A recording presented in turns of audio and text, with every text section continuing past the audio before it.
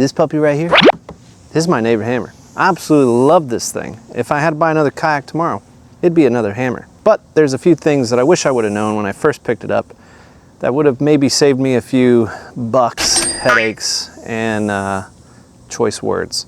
So that's what we're gonna go over today. Whether you're picking up a brand new hammer, you've owned it recently, or you're thinking about buying one, hopefully these tips and tricks get you headed in the right direction. Let's get into it. First thing I'd like to warn you about might not even apply to you. And it's really not even a hammer thing. It's a saltwater thing. This right here, my NK mount for my NK 180 Pro, this mount is basically welded to the hammer right now. This actually lived on my Titan the entire time I owned it, for over a year. Never had any issues with it seizing, and it wasn't even long. I wanted to do something, I can't remember what it was. Oh, I was thinking up an idea for a video, and I was going to take this off. It was only like 3 or 4 months into owning the hammer, and I cannot get these 2 bolts at the back out. The front, I did get out, and I'm gonna show you what I recommend you do. All right, first things first. Before you put your motor mount on, take some of this here anti-seize lubricant and put just a small teeny weeny bit on there. You don't need much, just a little bit like that. That's actually a lot. Hold on. So yeah, just put a little bit on and thread your bolt back on. And if you can, I would recommend you get rid of these, because this is what the Newport comes with, I'm pretty sure. I can prove that because in my packaging that I still have, there is a brand new set of bolts that I can use if I want to. I would if I could get these things off, but definitely if you're gonna be dealing with salt water, check these every so often and reapply some anti-seize. That way you're not stuck with an NK 180 setup like me. Can you see the battle scars of me trying to get it off? I eventually took like a Dremel and cut it sideways to try and put a big thick screwdriver on there. Did not work. Don't just stop right there. Check every nut and bolt on this thing while you're at it, every once in a while. And just make sure you're not getting something that's seizing up on you, like I have back here. Good news for me though, this is the same exact mount they're using for their brand new NK 180 HD, so I guess I got that going for me. All right, inside here is your hatch, right?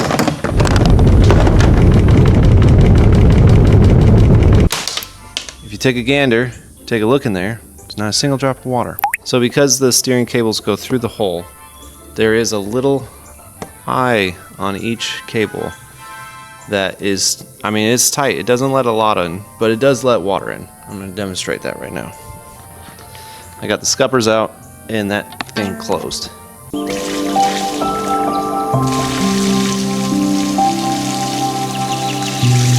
That's way more than what you'd probably get if you were doing a car wash, for sure. Now let's check inside right here.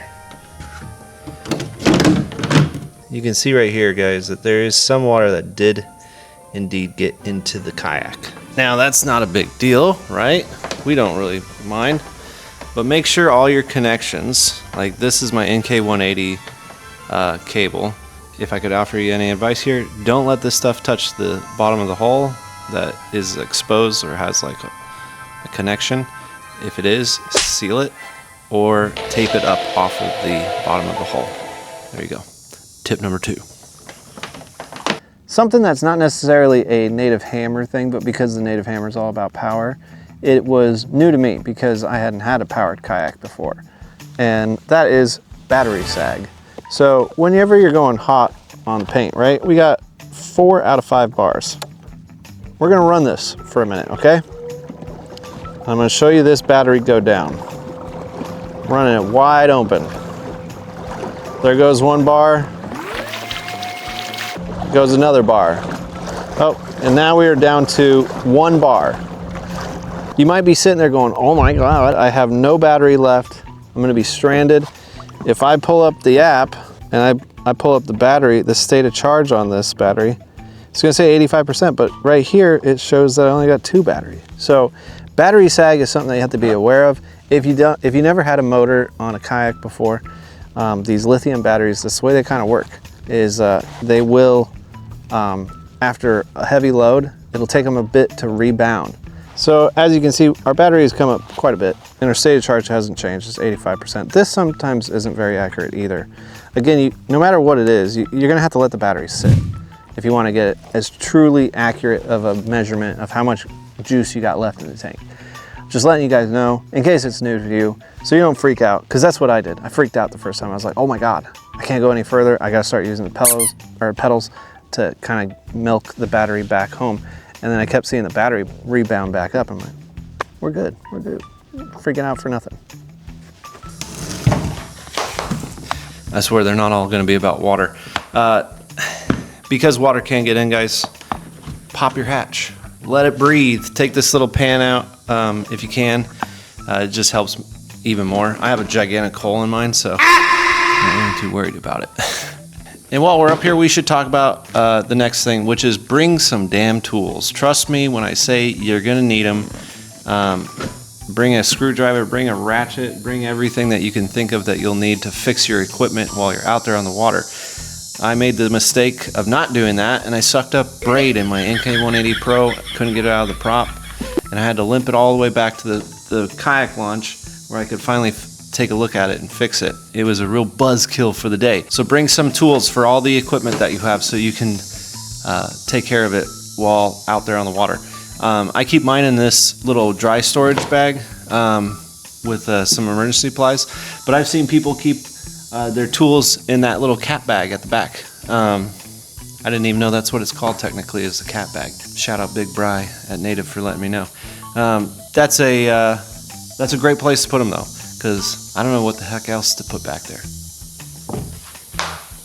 I got a buddy that ripped the handle right out of his Native Titan. So instead of asking it to hold 140 plus pounds, take a little weight off first, then move it.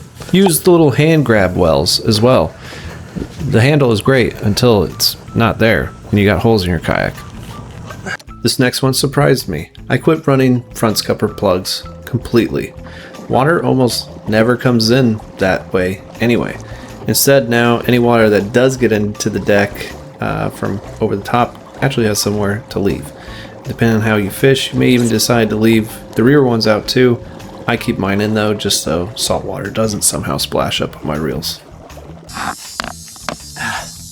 So, number one mod that I highly recommend that you do right away is one of these. Whether you make it at home or you buy one from Burley Pro, the Bumper Bro, get it, man. It's so cheap and it is going to protect this kayak. This is the most aggressive keel that Hammer's ever put on. It's great for tracking, but it's also concentrating all that force on a very small piece of plastic. So the one thing you really don't want to do is ding it up.